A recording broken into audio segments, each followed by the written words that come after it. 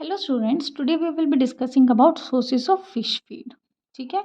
सबसे पहले इसमें हमें पता होना चाहिए बेटा फिश फीड क्या होती है। कोई भी नेचुरल या आर्टिफिशियल फूड जो भी हम मछली को प्रोवाइड कर रहे हैं एक कल्टीवेशन पॉन्ड में, उसको हम फिश फीड बोलते हैं। ठीक है।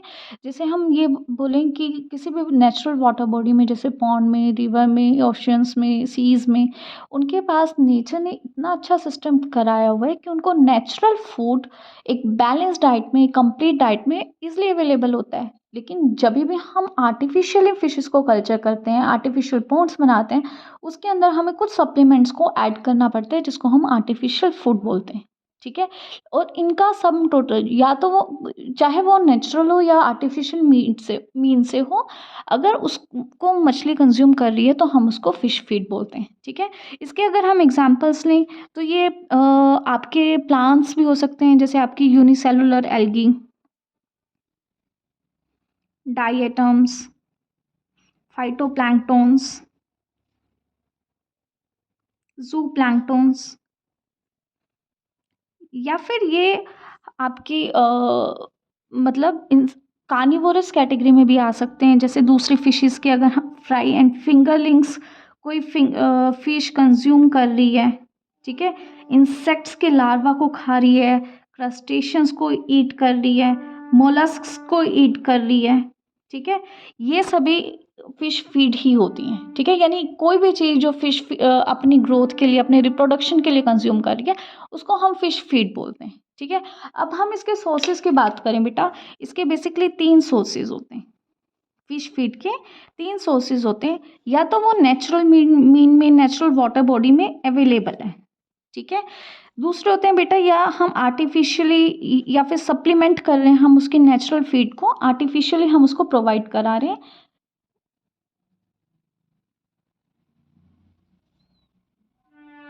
ठीक है। और थर्ड होते हैं बेटा जो हम ड्राई कंसंट्रेट्स उसको दे रहे हैं। ठीक है। अब हम तीनों कैटेगरीज को एक एक करके डिटेल में स्टडी करते हैं। ठीक है। सबसे पहले हम लेते हैं बेटा नेचुरल फीड को।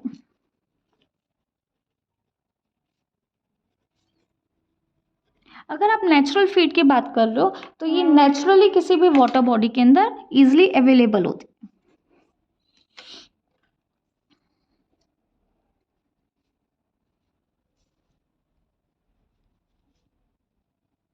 ठीक है।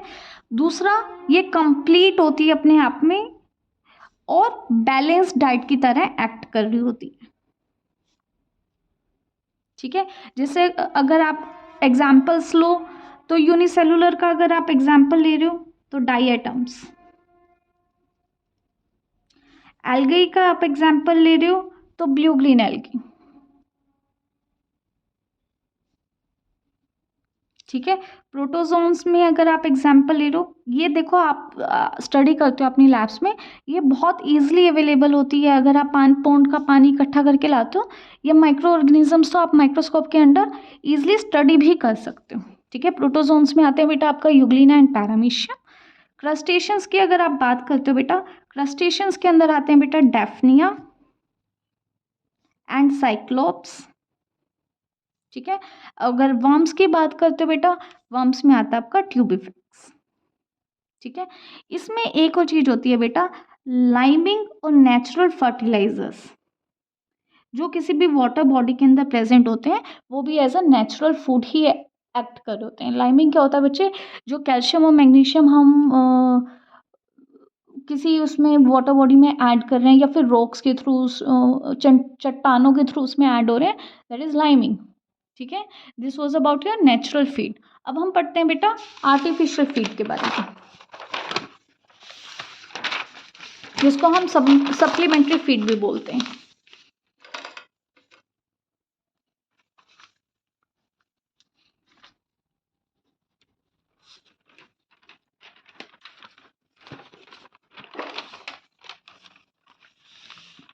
इसके नाम से ही पता चल रहा है, सप्लीमेंट्री फीड यानी हम नेचुरल फीड के बाद उसको ऐड कर रहे हैं। ठीक है। जैसे हम ये बोलते हैं कि हम आर्टिफिशियली बहुत ज़्यादा फिशेस को कल्चर कर रहे हैं आज के टाइम में, अपने पर्सनल बेनिफिट के लिए, कमर्शियली कमर्शियल बेचने के लिए, तो उस वक्त क्या होता है, नेचुरल फीड कई बार ईजिली मतलब इज़ नॉट सफिशिएंट। ठीक है, ऐसा हो सकता है कि जहाँ पे आपने हम पॉन्ड बनाया है, दैट कंडीशन, वहाँ की abiotic conditions are not suitable कि हर टाइप का नेचुरल फूड वहाँ ग्रो कर जाए। उन कंडीशंस में हमें आर्टिफिशियल फीड या फिर हम सप्लीमेंट्री फीड भी उसमें सप्लाई करनी पड़ती है। तो आपका फर्स्ट पॉइंट तो बेटा यही हो जाता है, जब natural food is not sufficient,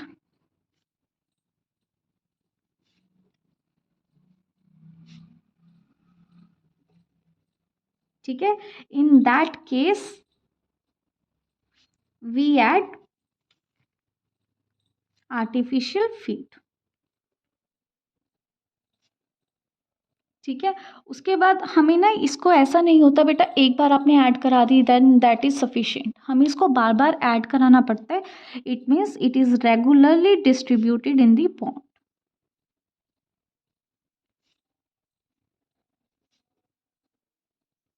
over the period of time.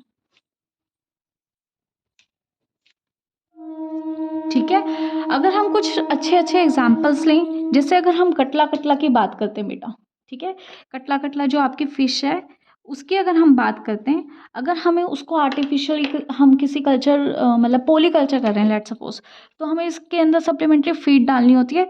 तो हम क्या करते हैं बेटा, मस्टर्ड ऑयल केक और राइस ब्रान का एक मिक्सचर बनाते हैं और उसको फीड कराते हैं। ठीक है, हमारे पास एक साइंटिस्ट थे लक्ष्मीरियन, उन्होंने 1967 में रिकमेंड किया था, अगर हम एक्वेटिक इंसेक्ट्स,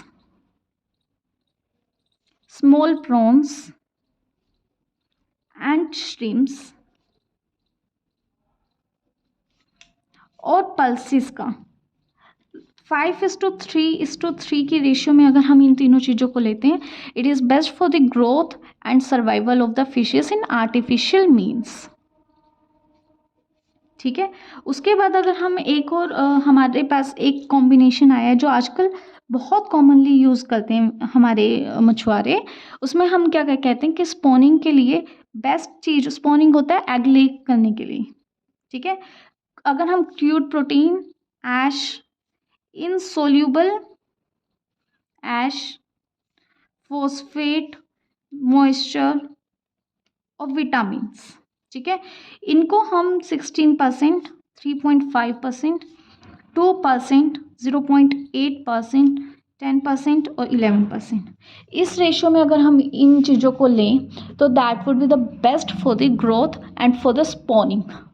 ठीक है, अब मान लो हम किसी चीज़ को आर्टिफिशियल फीड की तरह यूज़ कर रहे हैं, लेकिन उसकी कुछ प्री रिक्वेस्टिक्स होनी चाहिए। ठीक है, हमें ये कुछ ऐसा होना चाहिए कि हमें पता है अगर किसी फीड के अंदर ये क्वालिटी है देन इट इज़ बेस्ट। ठीक है, सबसे पहले हम ना हर चीज़ का ना खर्चा देखते हैं। ठीक है, यानी सस्ता सुंदर टिकाऊ, तो it should be low cost. एक जगह से दूसरी जगह अगर हम उसका ट्रांसपोर्टेशन ईजिली कर सकें तो वो उसका खर्चा बच जाएगा, यानी ट्रांसपोर्टेशन उसका बहुत इजी होना चाहिए। ठीक है, अब ईजिली मिलना चाहिए कि हमारे मछुआरों को ऐसा नहीं है कि वो बाहर से कहीं से इंपोर्ट कर रहे हैं। ठीक है, वो ईजिली अवेलेबल होना चाहिए। अब फिशेस के प्रोस्पेक्ट से देखें तो फिशेस उसको ईजिली एक्सेप्ट करें। ठीक है, यानी वो ईजिली एक्सेप्टेबल होना चाहिए, फिशेस उसको ईजिली डाइजेस्ट कर पाए और उससे मैक्सिमम बेनिफिट ले सके। That means it should be easily digestible. उसके अलावा एक और पॉइंट होता है बेटा, इसकी हाई कन्वर्जन वैल्यू होनी चाहिए। ठीक है, अब हाई कन्वर्जन वैल्यू का मतलब क्या होता है बेटा, हाई कन्वर्जन वैल्यू का मतलब होता है जब हम quality of feed, sorry quality नहीं, क्वांटिटी, क्वांटिटी का मतलब होता है अमाउंट। ठीक है, जब हम quantity of feed divide by weight करते हैं तो उससे हमारा कन्वर्जन वैल्यू आता है। ठीक है, कन्वर्जन वैल्यू उसका बहुत हाई होना चाहिए। बेटा ये क्वेश्चन ना कई बार 1 मार्क्स में भी आ जाता है कि कन्वर्जन वैल्यू क्या होती है, या फिर इसको हम ना फूड कोशिएंट,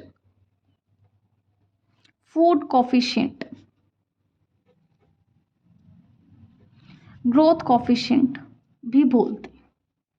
ठीक है, कई बार ये क्वेश्चन 1 मार्क्स में आ जाता है, it is an important question. ठीक है। उसके बाद बेटा आपकी जो थर्ड कैटेगरी आती है, यह थर्ड कैटेगरी, अच्छा अगेन एक पॉइंट रह गया, जो आपके सप्लीमेंट्री फूड होता है बेटा, it is of two types. ठीक है, जो आपका सप्लीमेंट्री फूड होता है it is of two types. ठीक है, number one is vegetable food. इसके नाम से ही पता चल रहा है, जब आप उसका सोर्स वेजिटेबल्स हो। ठीक है, और दूसरा होता है बेटा एनिमल फूड, जिसका सोर्स एनिमल्स हो या उनके प्रोडक्ट्स हो। ठीक है, अब आप इसमें एग्जांपल ले सकते हो, या फिर इस आप ये बोल सकते हो, इट इंक्लूड्स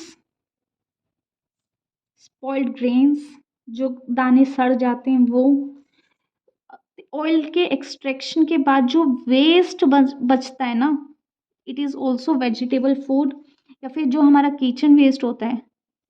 ठीक है, और अगर आप एनिमल्स फूड की बात करें तो स्नेल्स, फ्रॉग्स, अर्थवर्म्स, इनको हम चारे की तरह यूज़ कर रहे हैं फिश के, तो it is the example of supplementary feed.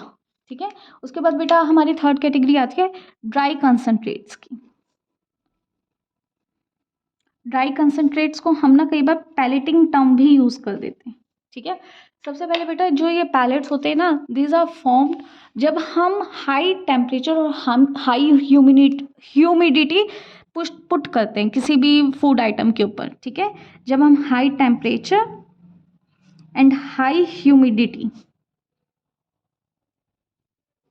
से किसी चीज़ को ट्रीट कराते हैं, it leads to the formation of dry palette.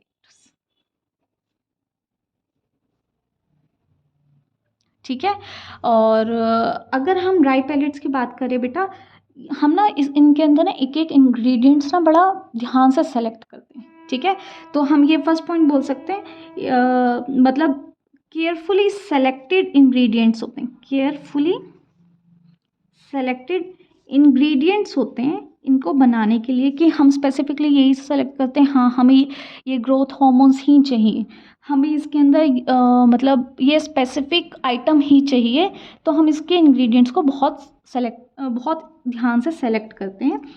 उसके बाद ये इजली डाइजेस्टेबल होनी चाहिए फिशेस के लिए, इस चीज़ का ध्यान रखा जाता है।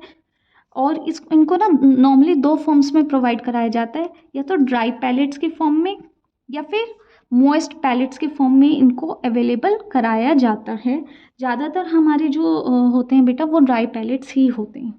ठीक है, अगर हम इनके एडवांटेजेस की बात करें कि अगर हम ड्राई पैलेट्स को यूज़ कर रहे हैं तो उसके क्या क्या एडवांटेजेस होते हैं। नंबर वन, इसके अंदर एक एक इंग्रेडिएंट ना बहुत यूनिफॉर्म होता है। ठीक है, इसलिए जब हम इसको डिस्ट्रीब्यूट करते हैं तो इसमें यूनिफॉर्मिटी आती है विद रिस्पेक्ट टू क्वालिटी। ठीक है, सेकेंड पॉइंट होते हैं कि न्यूट्रिएंट्स बैलेंस इसके अंदर बहुत अच्छा होता है, इनको हम ये बोल सकते हैं ये एक बैलेंस डाइट है। ठीक है, जिसकी वजह से मैक्सिमम इफेक्ट आता है इसमें। नेक्स्ट इज सस्ते पड़ते हैं अगर हम इसको लार्ज स्केल पर बनाएं, और इसकी एप्लीकेशन ठीक है बहुत इजी होती है, यानी इजीली हम इसको यूज़ कर सकते हैं, इजीली एप्लीकेबल। ठीक है, with this this topic is over. I hope आपको समझ में आया होगा। If you have any doubt you can comment in the comment section. Keep watching, thank you.